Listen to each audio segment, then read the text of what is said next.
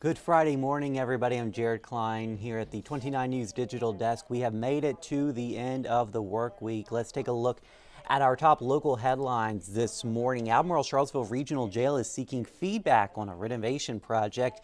The last upgrade to the building was 24 years ago. There are three options that would cost somewhere between $25 and nearly $50 million. Two more community forums are planned. The next one is set for February 13th.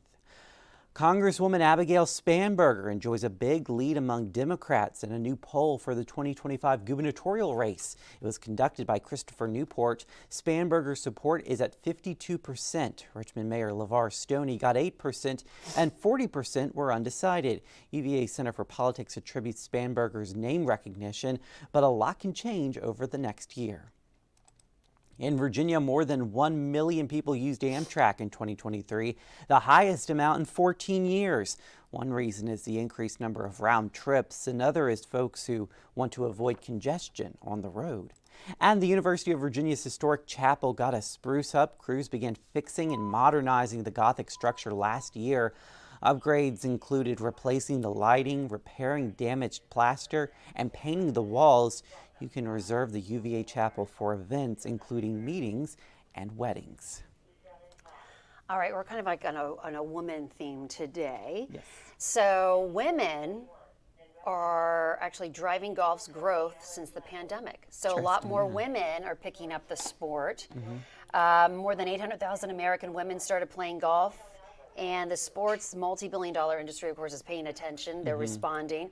So in 2021, a study was conducted and found that women accounted for close to 20% of the then $5.5 billion golf market. Well, between 2014 and 2021, the spending by female golfers surged more than 66%. Wow. So Callaway, they're all getting into sportswear for women, Nike, Lululemon.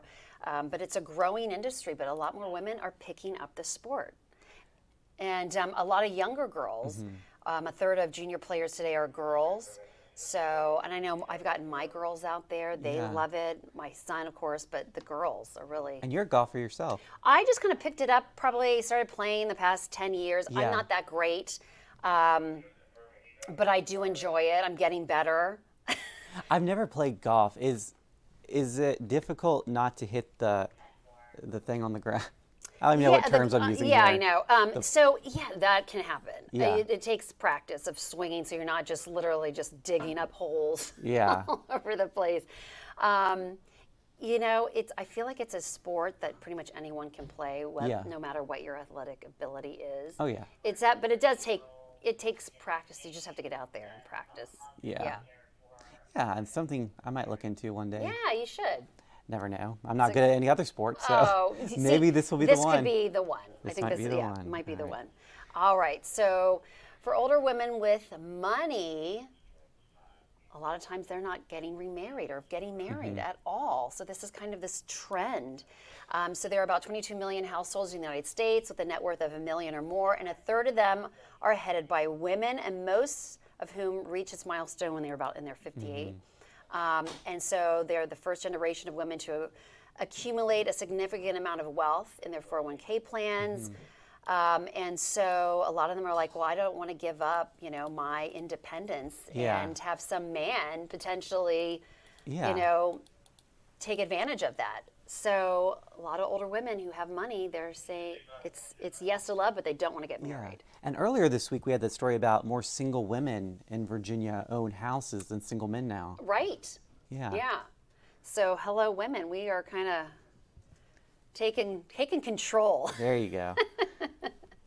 And then finally, a British Columbia woman was doing some deep cleaning in her freezer when she found a souvenir from her 1968 wedding.